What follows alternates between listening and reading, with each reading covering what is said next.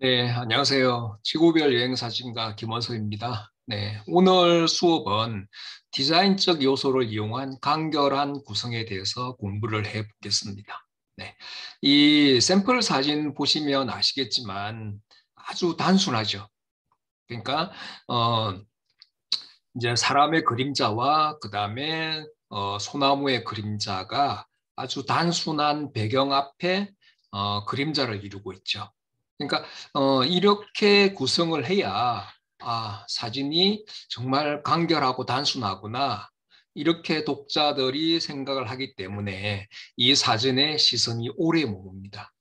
그래서 어쨌든 간에 여러분들이 찍은 사진의 주제를 잘 표현을 하려면 이렇게 의미 있는 대상을 단순하게 구성하는 그런 능력이 필요로 합니다. 네. 그러면은 어떻게 하면 우리가 이제 단순하고 간결하게 사진을 구성할 것인가?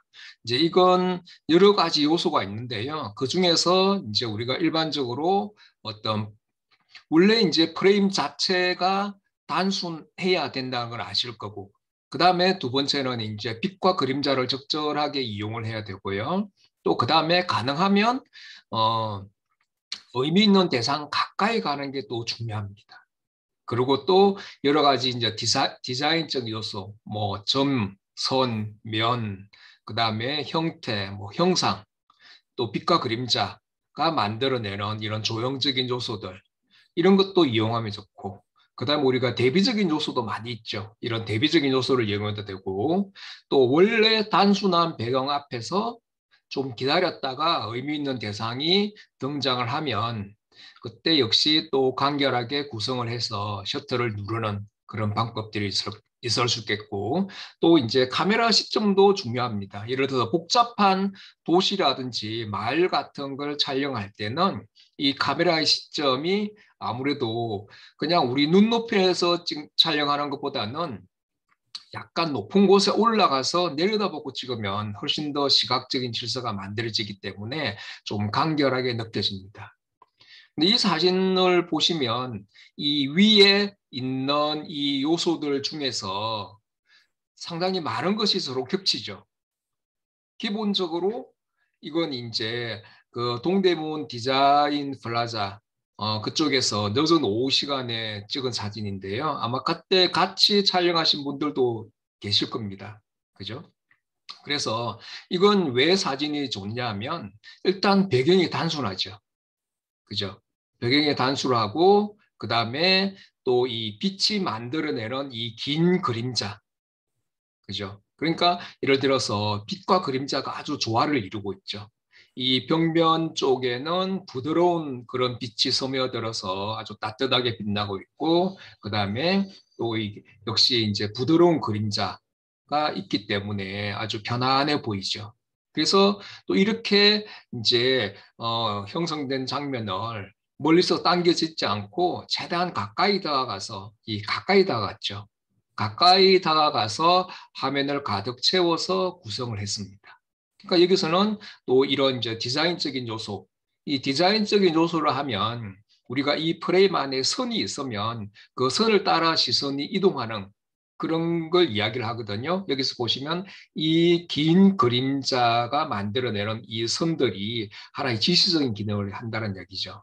그래서 이러한 지시적인 기능을 하기 때문에 여기는 기본적으로 단순한 프레임, 빛과 그림자, 그다음에 디자인적인 요소, 또 명암 대비, 그다음 이 단순한 배경 이런 것들이 있기 때문에 이 사진이 아주 단순하고 간결해 보이는 그런 이유입니다.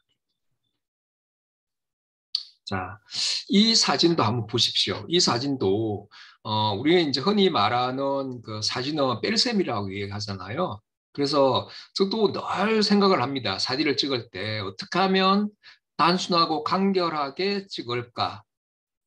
이걸 늘 생각을 해보면 결국 우리가 사진은 뺄셈이라는 거 여러분들이 다 동의하시죠? 또 왜냐하면 우리가 그림을 그리는 것 같은 경우에는 기존에 있는 것 중에서 자기가 이제 선택해서 꼭 필요한 부분만 집어넣어도 되거든요.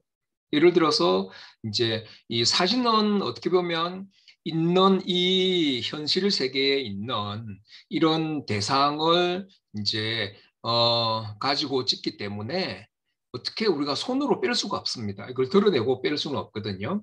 그래서 최대한 이제 단순하고 간결하게 구성하라는 이유 중에 하나가 일단은 빛과 그림자를 이용해서 빛으로 이 주 대상을 드러내고 좀 살짝 어둡거나 그다음에 어둡거나 조금 이제 덜 이제 그 밝은 이런 부분들은 어둠으로 가려주는 거죠.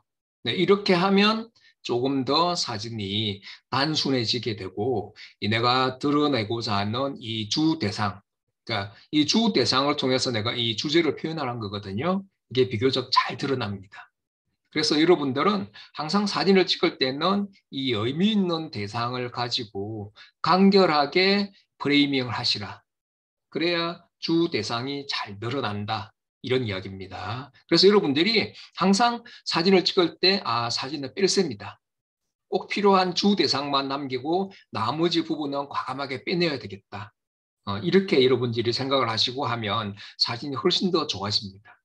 그리고 너무 절대 사진을 찍을 때 욕심을 너무 부리지 마십시오. 그러니까 이 프레임 안에는 여러분들도 그렇잖아요. 이 사진 안에 너무 많은 대상들이 있으면 사람들이 좀 복잡해합니다.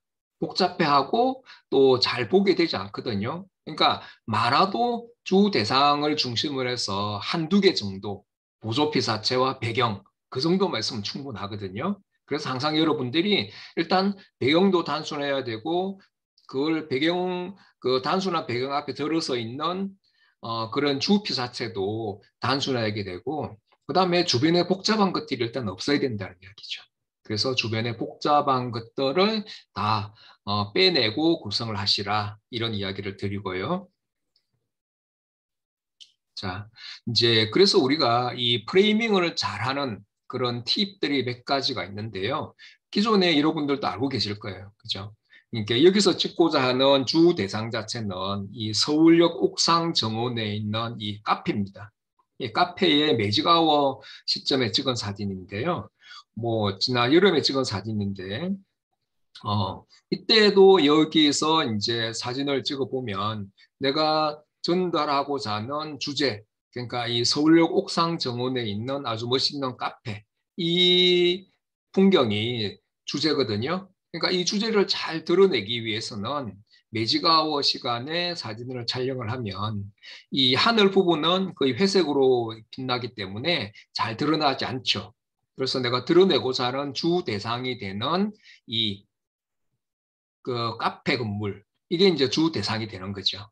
그래서 우리가 프레이밍을 잘하는 팁 중에 하나는 빛으로 주 대상을 드러내고 그다음에 그림자나 어둠으로 불필요한 부분을 감추어라 하는 이런 부분들입니다.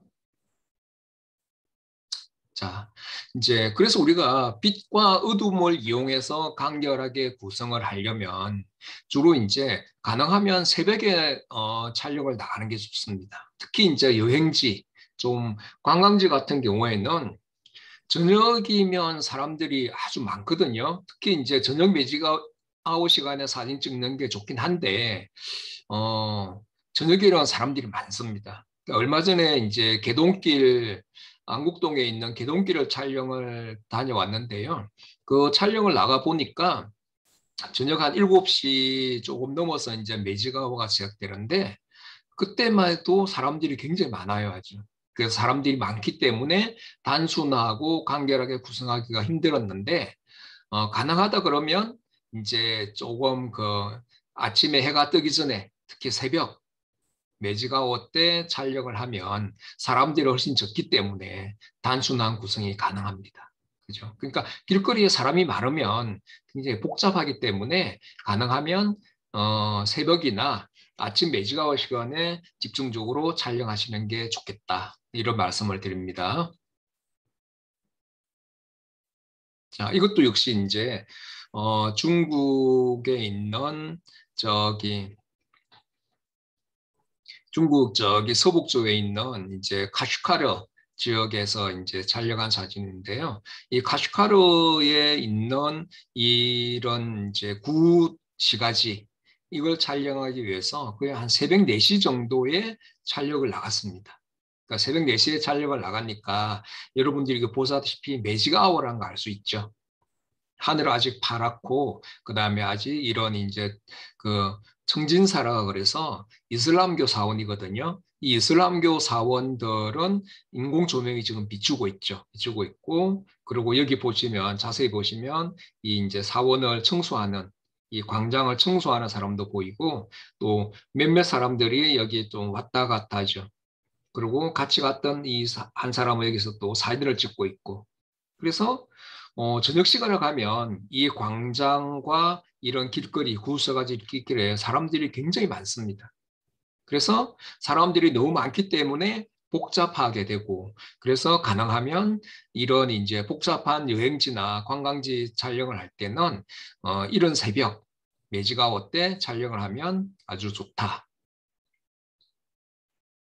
자, 그리고 이제 뭐 우리가 항상 새벽에 일어나서 사진 찍는다는 게 참 힘듭니다. 그러니까 제가 사진을 촬영을 해보니까 매일처럼 새벽에 나갈 수가 없거든요. 근데 한 3일 정도 새벽에 나가서 촬영을 하면 많이 지칩니다. 누구나 다. 이럴 때는 어떻게 하냐면 좀 이제 그날은 좀 이제 푹 자고 아침 한 7시 정도에 이제 야외에 나가서 이제 아침 오전과 그다음에 오후에 어떤 이제 늦은 오후에 순광이라 그러죠. 이 순광이 만들어내는 빛과 그림자 이걸 이용하면 또 단순하게 구성을 할 수가 있습니다. 자, 이건 이제 늦은 오후에 또 부드러운 빛이죠. 그러니까 늦은 오후에 부드러운 빛을 이용하면 왜 단순하게 구성할 수 있냐면 이 주 대상으로 빛이 비치고 그다음에 해가 태양의 기울기가 낮아지기 때문에 이 양쪽 이 부분들은 좀 그림자가 지고 어둡게 표현이 되죠. 그래서 상대적으로 이 좀 빛을 받고 있는 이 부분이 적절한 밝기로 표현이 되고 이 주변부가 좀 어둡게 표현됩니다. 그래서 이게 좀 단순하게 표현이 된다는 이야기거든요. 자, 이것도 보십시오. 그러니까 늦은 오후에 반역광을 이용해서 또 우리가 단순하게 구성할 수 있거든요. 그러니까 늦은 오후에 반역광으로 구성하니까 이 빛을 받고 있는 이 부분은 어느 정도 적절한 밝기로 표현이 되지만 빛을 받고 있지 않는 이 부분은 좀 어둡게 표현이 됐죠. 그래서 이제 이렇게 늦은 오후 시간에 반역광을 이용하면 이 주 대상 자체를 좀 더 아름답게 또 강조해서 표현할 수도 있고 특히 이때 이제 반역광 상태에서는 이 질감이라 그러죠. 이 아스팔트의 어떤 이런 이제 어떤 질감들, 도돌도돌한 느낌이라든지 이런 아스팔트의 어떤 느낌 이런 게 잘 살아나죠. 그러니까 이런 질감 표현도 쉬운 게 우리가 반적광을 이용하면 질감이 잘 표현이 됩니다. 자, 그리고 또 특히 이제 늦은 오후 시간을 지나서 이제 우리가 해가 질 무렵이나 좀 해가 지고 난 다음에 이제 석양이 내리는 그런 상황에서는 이 하늘이 아주 아름답게 표현이 되죠. 이 하늘이 아주 아름답게 표현이 되고 이 지상 부분은 거의 실루엣으로 표현이 됩니다. 실루엣으로 표현되기 때문에 전체적으로 사진이 단순하고 간결하게 좀 이제 표현이 되죠. 그래서 여러분들이 사진을 찍으실 때도 보통 이제 너무 더운 이제 한낮에는 좀 쉬시고 그다음에 조금 이제 약간 서늘한 바람이 불어오는 그런 이제 늦은 오후 시간. 그러니까 저도 보통 이제 사진 촬영을 나가면 아침 한 5시부터 한 8시까지 찍고 그다음 아침 식사를 하고 뭐 한 10시부터 오후 한 2시 정도까지는 보통 쉬거든요. 쉬거나 아니면 어 이제 실내로 들어가죠. 박물관이나 미술관 뭐 그다음에 유럽 같은 데 가면 성당이나 교회가 많기 때문에 또 그런 데 들어가서 실외에서 실내로 들어오는 빛을 이용해서 촬영하면 아주 이제 좋은 그런 또 사진을 찍을 수가 있습니다. 네. 이것도 이제 역시 매직 아워죠. 그러니까 매직아웃 때도 역시 이제 빛과 그림자를 이용해서 이런 독특한 느낌을 표현할 수가 있는데, 매직아웃 때 사진을 촬영할 때는 여러분들이 이제 뭐 삼각대가 있어도 괜찮고 없어도 괜찮은데, 이때는 특히 움직이는 사람들, 걸어가는 사람들의 모습을 여러분들이 이 단순한 배경 앞에서 한번 촬영을 보십시오. 보통 옆으로 걸어가는 사람들은 20분 1초에서 10분 1초 사이에 셔터 속도를 주면 이 걸어가는 사람들의 움직임이 표현이 됩니다. 그죠? 그러니까 그리고 또 이 매직아웃 때는 한낮하고 달리 이 주변은 이 인공 조명이 없는 부분은 좀 어둡게 표현이 됩니다. 근데 이 인공 조명이 펼쳐진 이런 부분들은 아주 이렇게 따뜻하고 노란색이 들어서 전체적으로 어떤 좀 포근한 그런 느낌이 들죠. 포근한 느낌이 들고, 그리고 그 앞에 걸어가는 사람들을 뭐 순간적으로 정지시켜서 표현하는 것보다는 이렇게 움직이는 사람을 움직임을 표현하는 것들을 해보시면 훨씬 좀 더 다른 또 좋은 느낌이 듭니다.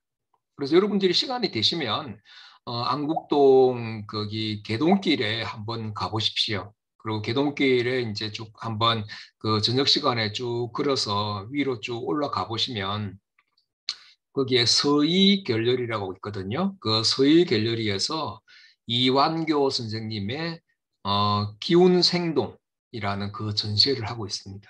그러니까 그분은 아주 이제 원로 작가이신데 아주 오래전부터 흑백 사진을 많이 찍어왔고 프랑스의 어떤 이제 미술관에도 작품이 소장되어 있을 정도로 아주 유명하신 분이거든요. 근데 그분이 찍은 건 대부분 다 이제 그 다음에 주로 풀을 많이 찍으셨더라고요, 보니까. 그래서 뭐 보리를 찍은 것도 있고, 청보리를 찍은 것도 있고, 그 다음에 우리가 이제 잡초라 그러죠. 잡초들을 찍은 것도 있고, 그 다음에 또 선인장의 어떤 그런 하얀색 그 부분들 이런 걸 찍은 것도 있고, 근데 그걸 흑백으로 찍으니까 저도 거기서 한참 동안 바라봤는데 말 그대로 어떤 기운이 생동하는 듯한 그런 느낌이 나더라고요. 그래서 여러분들이 좀 비가 오지 않고 좋은 날 같은 경우에는 이 이제 안국동 개동길을 위로 쭉 한번 걸어가 보십시오. 그러면 중간중간에 이렇게 사진 찍을 어떤 소재 대상들이 참 많습니다. 자, 아까 제가 이야기했었죠. 그래서 한낮에는 여러분들이 사진을 찍으실 때 너무 이제 특히 더운 나라 있죠. 그러니까 여름철이나 아니면 열대지방, 아열대지방에 촬영을 갔을 때 한낮에 사진 촬영을 하게 되면 많이 좀 지치게 됩니다. 그래서 앞에서 제가 이야기한 대로 한낮에는 이 미술관을 간다든지 아니면 교회라든지 성당 또 뭐 동남아시아 같은 데는 불교 사원도 있죠. 또 힌두교 사원도 있죠. 그러니까 이런 이제 어떤 실내 공간에 들어가서 실외에서 실내로 들어온 빛을 이용해서 구성하면 훨씬 더 좋은 사진이 됩니다. 네.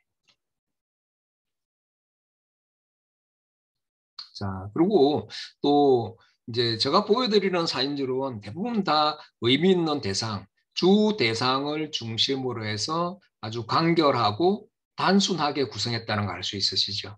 그래서 이 늦은 오후 이 실외에서 실내로 들어오는 적은 양의 빛을 이용하면 주 피사체가 상대적으로 강조가 됩니다. 우리가 사진을 찍을 때는 항상 이제 기록적인 목적이 아니라면 많은 양의 빛보다는 적은 양의 빛이 훨씬 더 효과적이라는 걸 알 수 있습니다. 왜 사진을 찍을 때 적은 양의 빛이 더 효과적일까요? 여러분들 한번 이야기해 보십시오. 포함님 어디 가셨나? 미미님, 우인님, 음, 자, 왜 저기 우리가 많은 양의 빛보다는 적은 양의 빛이 더 효과적이다. 어, 여기 대해서 여러분들이 좀 이해가 좀 되세요? 음, 네. 그러니까 이렇게 빛의 양이 이제 적으면 이 적은 양의 어떤 빛이 이 주 대상을 부분적으로 비추기 때문에 그렇습니다. 그리고 빛의 양이 적다는 것은 결국은 이 부분적으로 주 대상을 비추고 나머지 주변 부는 빛이 적기 때문에 어둡고 그림자가 진다는 이야기죠. 그래서 결과적으로 빛을 받는 부분은 돋보이게 되고 또 상대적으로 빛을 받지 못하는 부분은 어둡거나 그림자가 지기 때문에 뒤로 물러난다는 이야기죠. 그래서 빛과 그림자를 이용해서 여러분들이 이렇게 좀 사진을 간결하게 구성을 할 수 있다. 이런 원리입니다. 자, 그다음에 또 이제 또 다른 프레이밍 팁 중에 하나가 이 주 대상에 가까이 다가가라. 그러니까 여러분들이 사진을 잘 찍기 위해서는 항상 중요한 게 이 주 대상을 중심으로 단순하게 구성을 해야 됩니다. 그래서 우리가 주 대상을 중심으로 해서 가까이 다가갔을 때 훨씬 더 단순하게 구성을 할 수 있다는 얘기죠. 그래서 사진을 촬영을 할 때는 여러분들이 사실 줌 렌즈보다는 50mm 그 표준 렌즈 하나만 해도 충분하게 사진 잘 찍을 수 있습니다. 지금 우리 사진 토요반 사진 멤버 중에 한 친구가 이제 50mm 렌즈만 가지고 주로 사진을 찍는데 이제 그 친구가 찍는 걸 보면 아주 어쩔 수 없이 이렇게 좀 가까이 다가갈 수밖에 없잖아요. 그죠? 그러니까 공간이 좀 제한된 곳이라면 뒤로 물러서야 되겠지만 어느 정도 이제 주 대상에 가까이 다가가는 그런 이제 프레임을 한다 그러면 50mm 초점 거리를 가진 렌즈 하나만 돼도 충분히 사진을 잘 찍을 수가 있습니다. 이것도 역시 이제 개동길에서 찍은 사진인데요.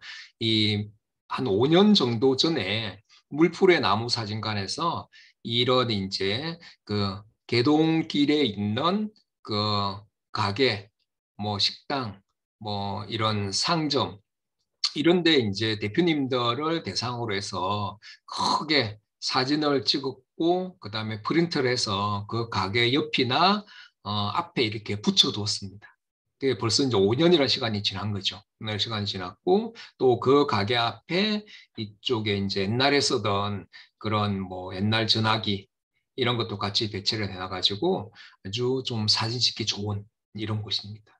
그러니까 여러분들이 개동길을 갈 때도 유심하게 한번 구석구석 살펴보십시오. 그러면은 평소에 보이지 않았던 이런 부분들이 점점점 이제 또 보이게 되거든요.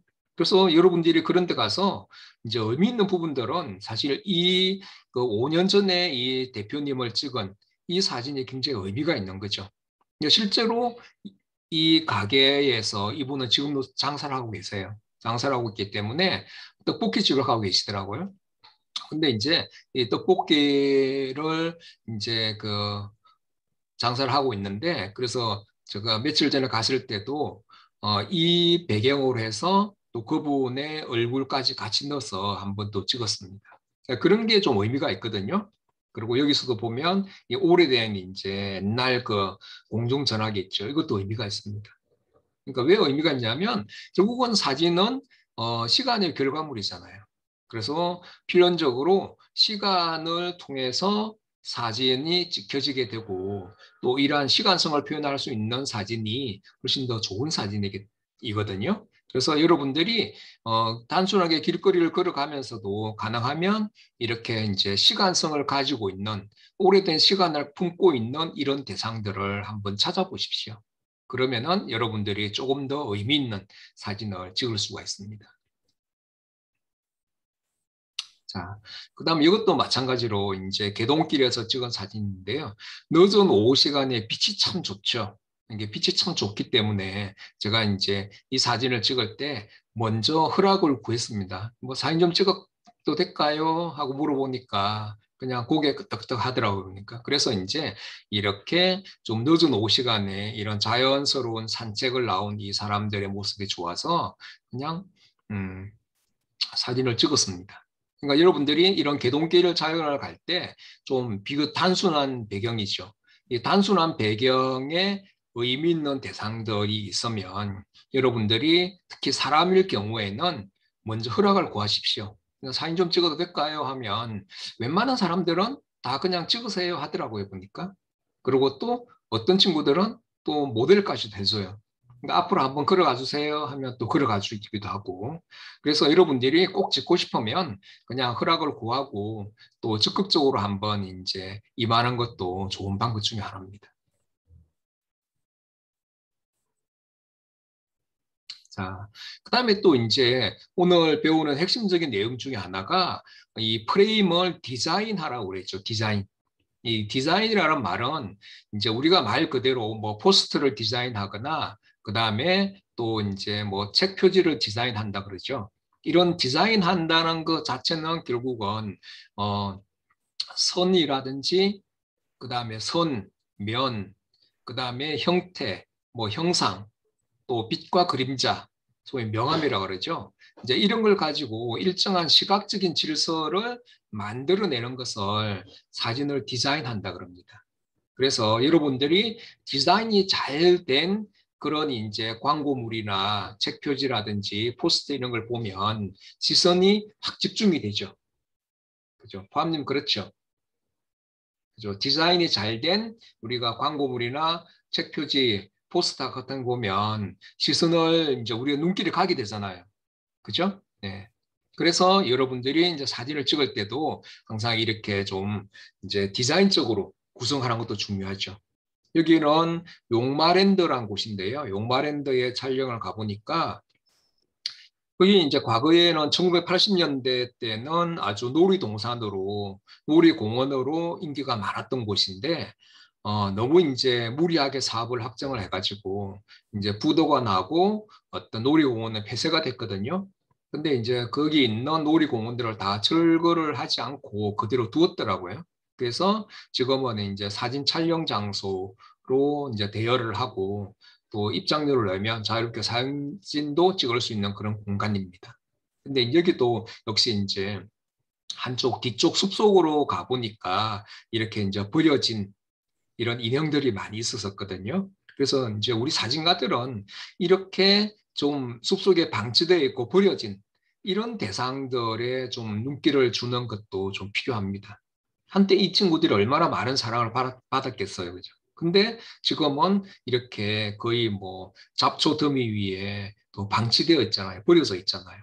그래서 우선 이 친구가 키가 크니까 가운데에 이렇게 배치를 하고 그다음에 또 이쪽에 오른쪽에 좀 작은 이제 또 그런 동물 인형을 하나 배치를 하고 또 이 왼쪽에도 보면 여기에 사람 인형이 하나 있습니다. 그러니까 전체적으로 이렇게 하면 삼각형을 만들죠. 그죠? 이 세 가지의 형태를 가지고 전체적으로 삼각형으로 디자인을 했습니다. 그리고 또 이 빛과 그림자를 이용해서 명암 대비를 또 이루었죠. 그러니까 이럴 때 여러분들이 이 형상, 이게 주 대상들이잖아요. 주 대상하고 배경을 분리하는 것도 중요한데 분리를 하려면 여러분들이 아시죠? 여기 흰색 부분이니까 흰색 이 부분에 여기다가 초점을 맞추고 우리가 스팟 측정을 한다든지 노출을 마이너스 쪽으로 주면 이 부분은 적절한 밝기로 표현이 되지만 이 빛을 받고 있지 않은 이 배경 부분은 검게 표현이 됩니다. 그래서 이거는 가장 기본적으로 여러분들이 촬영을 할 때, 특히 흰색 대상을 촬영할 때는 이런 방법을 가지고 이 시각적인 질서를 부여하는 것도 중요한 방법 중에 하나입니다. 음, 이것도 마찬가지죠. 여러분들이 이거는 이제 저기 동대문 디자인 플라자에서 촬영한 사진인데요. 여기서 보면 여기서도 결국은 이런 선들이 무수하게 많이 이렇게 있죠. 특히 라운드된 이런 곡선들이 디자인하기에 참 좋은 어떤 그런 선들입니다. 그래서 이 DDP에 가면 대부분의 어떤 이제 이 선들이 직선보다는 곡선이 훨씬 더 많습니다.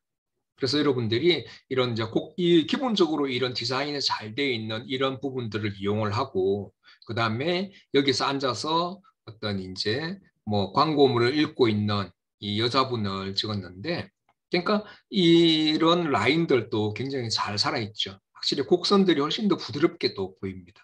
그죠?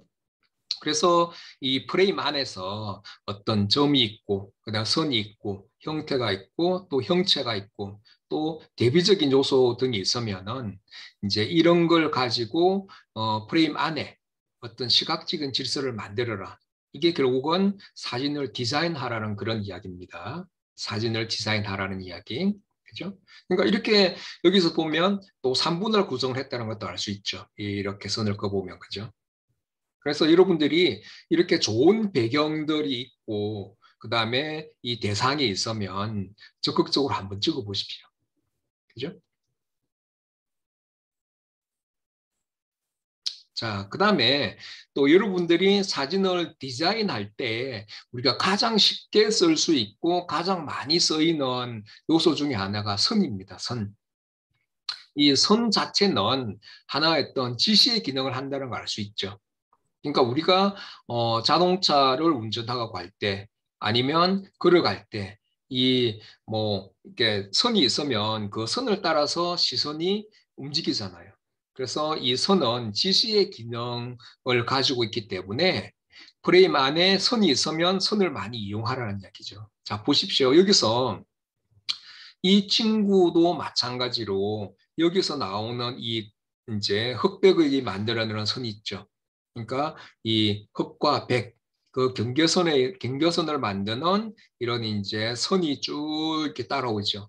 그 선의 그 끝점 부분에 이 친구를 배치를 했고, 그다음에 여기도 마찬가지로 또 이 흰색 선과 검은색의 어떤 경계선에 있는 이 선 있죠. 이 선, 이 선, 그다음에 이 선, 또 이 선, 이 네 개의 선이 만나는 이 소실점이라고 그러죠. 그러니까 여기다가 두 번째 사람이 또 지나갈 때 배치를 했잖아요. 그죠? 그러니까 앞에다가 하나 배치를 하고 또 뒤에다가 하나 배치를 하고 이러면 좀 많이 들어간 것 같지만 그래도 덜 복잡해 보입니다. 그래서 가능하면 이 이제 한 사람만 있어도 괜찮고 이때 이제 선의 지시에 기대를 하기 때문에 이 사람을 먼저 바라보게 되고 그다음에 두 번째로 이렇게 선을 따라서 시선이 이쪽으로 움직이도록 만들어 주다. 이제 그래서 우리가 촬영을 나가면 항상 그 현장에서 어떻게 하면 가장 좋은 프레이밍으로 가장 또 단순한 프레이밍으로 촬영할 것인가 이런 걸 늘 염두에 둬야 됩니다. 그러니까 사진은 항상 뭐 정해진 그런 어떤 이제 법칙이라는 게 있을 수 없거든요. 왜냐하면 항상 같은 장소를 가더라도 모든 상황이 다 달라지잖아요. 기본적으로 빛과 그림자가 다 달라지죠. 그리고 또 빛이 있을 수도 있고 없을 수도 있고 또 이 빛과 그림자가 만들어내는 선이 있을 수도 있고 없을 수도 있고 또 이런 사람들이 또 이렇게 나타날 수도 있고 또 없을 수도 있고 그래서 현장 상황은 어떻게 이제 우리가 통제를 할 수가 없기 때문에 그 현장 상황에 맞게끔 가장 최적의 어떤 프레임으로 구성을 해야 된다는 이야기죠. 자, 이것도 보십시오. 여기서도 보시면 선의 지시적인 기능을 이용해서 시선을 이끌어라 그랬죠, 우선 그죠? 그래서 우리의 시선은 선을 따느라 움직인다 그랬죠. 여기서도 보시면 이 동대문 디자인 플라자에 가면 이런 디자인이 참 잘 돼 있습니다. 그래서 여기 가면 어떤 이제 선과 면, 뭐 형태, 형상 이런 걸 가지고 디자인하기가 참 좋은데요. 여기도 마찬가지로 이제 이 선을 잘 보십시오. 선이 이렇게 가서 이렇게 착 머물죠. 또 이 선도 마찬가지로 이쪽에서 머물죠. 그러니까 이 선과 선 사이에 이 친구를 배치를 했죠. 이렇게 하면 전체적으로 선을 잘 이용해서 아주 조형적으로 구성을 그런 이제 한 거고. 그래서 그만큼 사진에서 선이 가지고 있는 그런 역할들이 아주 중요합니다. 그리고 또 이 여러분들의 사진을 구성할 때 이 선이 가지고 있는 다 특성들이 다 있거든요. 그러니까 직선들은 비교적 조금 이제 딱딱한 느낌을 주는 반면에 이 곡선, 라운드된 이런 곡선들이 있죠. 이런 곡선들은 아주 부드러운 느낌을 주게 되고, 그 다음에 또 이 지그재그로 표현된 이런 선이죠. 이건 약간 지그재그로 표현됐죠. 이런 사진들은 어떤 리듬감, 이런 걸 주게 되거든요. 그리고 또 이 수평선 같은 경우에는 좀 안정적인 느낌을 주게 됩니다. 안정적인 느낌을 주게 되고 그다음에 이 부분도 마찬가지로 안정적이고 편안한 느낌을 주게 되거든요. 그리고 수직선 같은 경우에는 이 수직선 같은 경우는 조금 이제 긴장감, 약간 활동감 이제 이런 것도 주게 되는 거죠. 그래서 여러분들이 편안한 느낌을 많이 강조를 한다 그러면 이 수평선을 좀 몇 개를 겹쳐 쓰면 훨씬 더 편안한 느낌을 만들어주게 됩니다.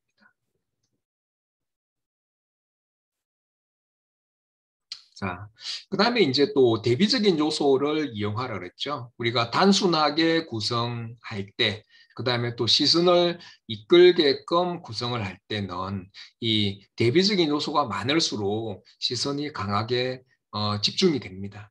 왜냐하면 대비적인 요소가 있으면 이 대비를 이루는 부분들이 서로 강하게 튀거든요. 그러니까 우리가 이 비교적 노란색 계열, 따뜻한 계열하고 차가운 파란색 같은 경우에는 보색 대비를 이루죠. 그래서 보색 대비를 이루기 때문에 서로 강하게 튑니다. 그 결과 내가 드러내고자 하는 이 스토파가 이제 앞으로 튀어나오게 되는 거죠. 그리고 여기 또 자세하게 보시면 이제 이 정과 동의 대비도 있죠. 잘 보시면 이 스투파, 부처님의 사리를 모신 이런 이제 불교에서 말하는 그런 이제 탑 같은 경우에는 아주 근엄한 표정으로 움직이지 않고 있죠. 그런데 이때 당시에 바람도 살짝 불면서 비가 세차게 내리고 있습니다. 그러니까 이 부분은 살짝 움직임이 느껴지죠. 이 부분들은. 그리고 이 빗방울도 이렇게 표현이 돼 있고 그래서 여기서는 여러 가지 또 대비적인 요소도 있죠. 또 이 빛과 그림자라는 그런 대비적인 요소도 있죠. 그러니까 이런 대비적인 요소가를 이용해도 우리가 디자인적으로 구성할 수 있는 그런 요인이 됩니다.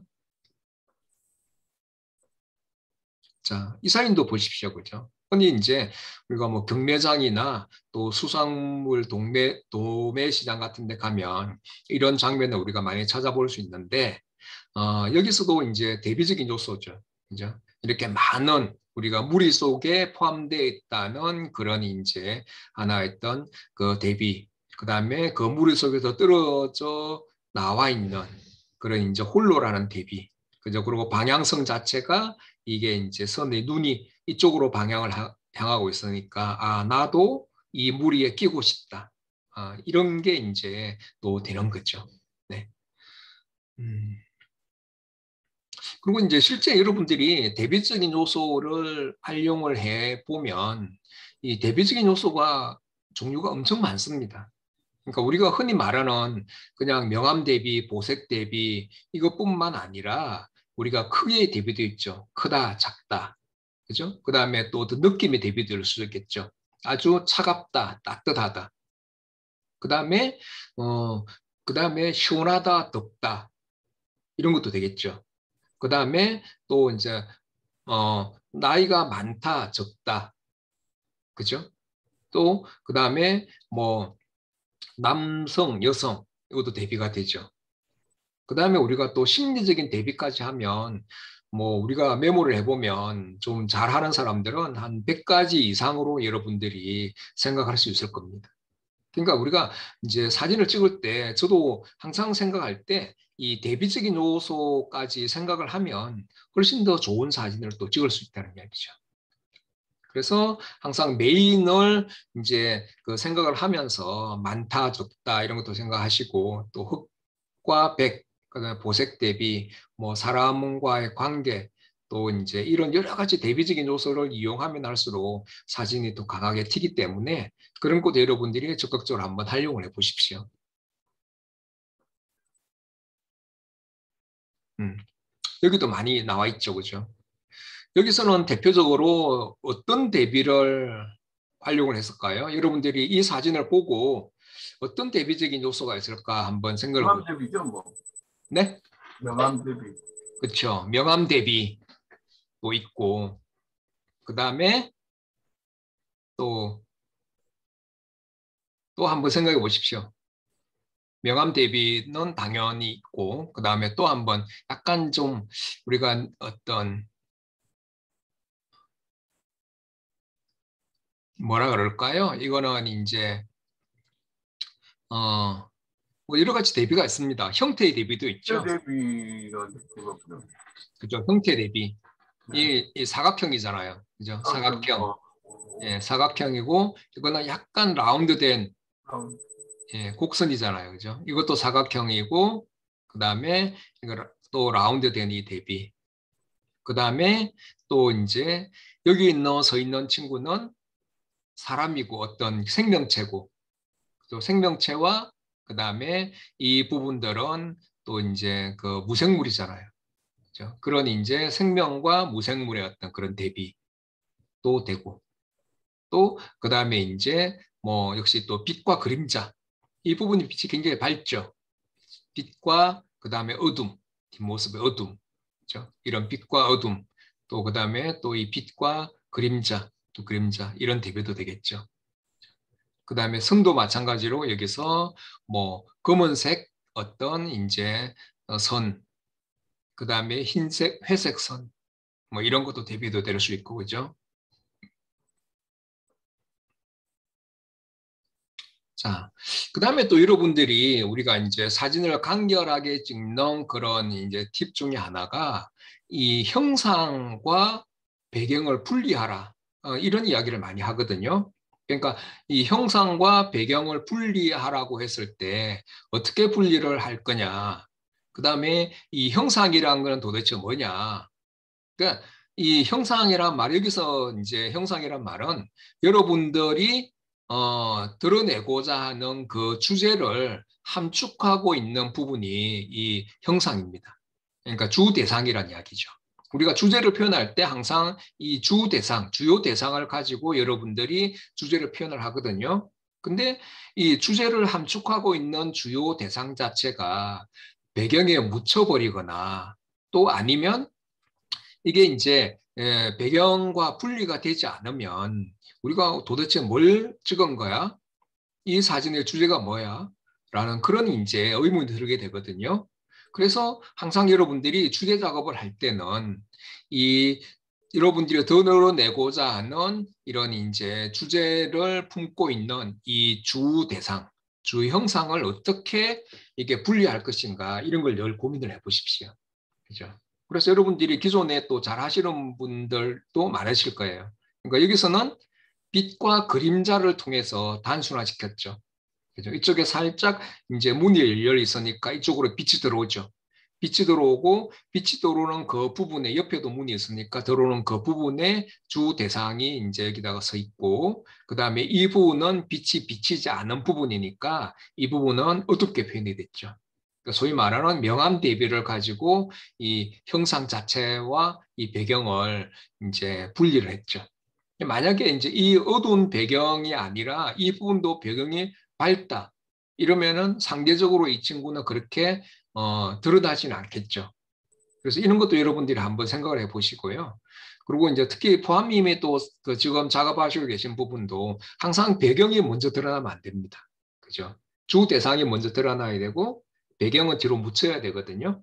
그렇게 계속 하시면 또 좋은 사진들이 많이 나올 겁니다.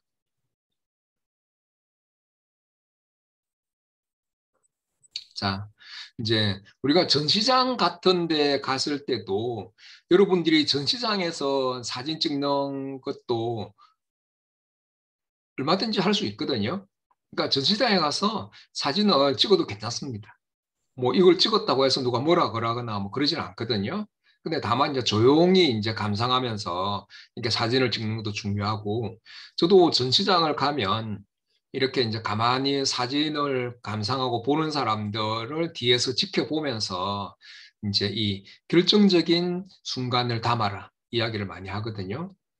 그래서 우리가 단순하게 사진을 찍을 경우에 이제 가장 좋은 부분 중에 하나가 원래 이 단순한 배경 아시죠? 원래 단순한 배경 앞에서 결정적인 순간을 담아라 그랬잖아요. 근데 이 전시장의 이 갤러리 전시장의 배경이 단순하잖아요. 단순하고 그다음에 또 곳곳에 이런 의미 있는 대상들이 있죠. 근데 그걸 바라보고 있는 이 주 대상 을 같이 집어넣어주면 훨씬 더 좀 우리가 뭔가 어떤 스토리가 또 있고 이야기가 있는 그런 사진이 되죠.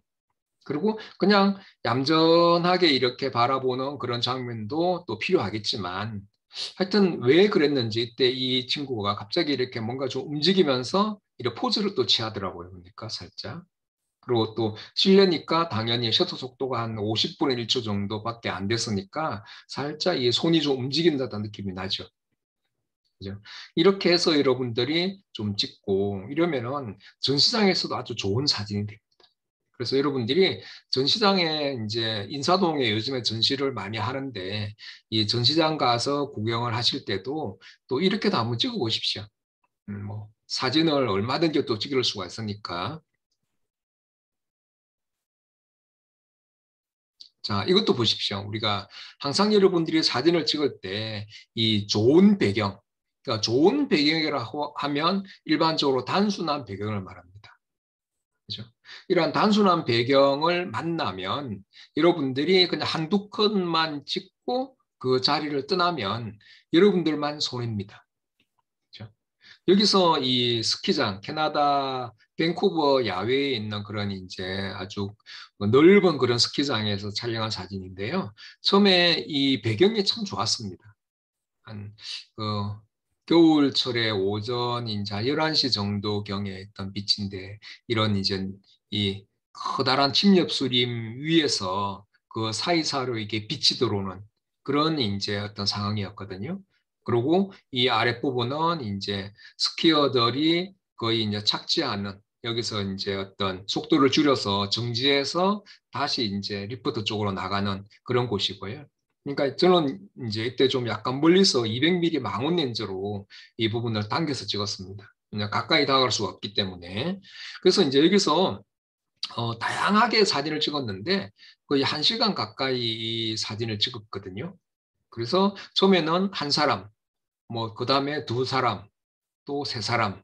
근데 여기서 이 사진을 고른 이유 중에 하나는 사람들이 서로 겹치지 않고 있잖아요. 그렇죠? 다 떨어져 있고 일정한 시각적인 질서를 만들어내는 거죠. 그러니까 이런 상황에서 사람들이 서로 겹쳐 있거나 또 서로 이제 막 이렇게 여러 명이 이렇게 이제 뭉쳐 있으면 그것도 복잡한 사진이 됩니다. 여러분들 사진을 찍을 때도 특히 사람이 많이 들어가는 같은 경우에도 이렇게 이제 사람들이 서로 떨어져 있어야 되고 또 빛과 그림자도 적절하게 있죠. 이럴 때는 여러분들이 기다렸다가 좀 결정적인 그런 장면을 골라서 찍으시라라는 그런 이야기를 이제 또 드립니다. 그러니까 여러분들이 이런 좋은 장면을 만나게 되면 항상 좀 기다렸다가 여러분들이 원하는 사진을 충분히 찍고 그 다음에 다른 곳으로 이동을 하시라. 저는 여기서 한 30분에서 30분 이상 사진을 촬영을 했었거든요. 네. 그리고 좀 쉬었다가 또 2부 수업을 또 시작하겠습니다.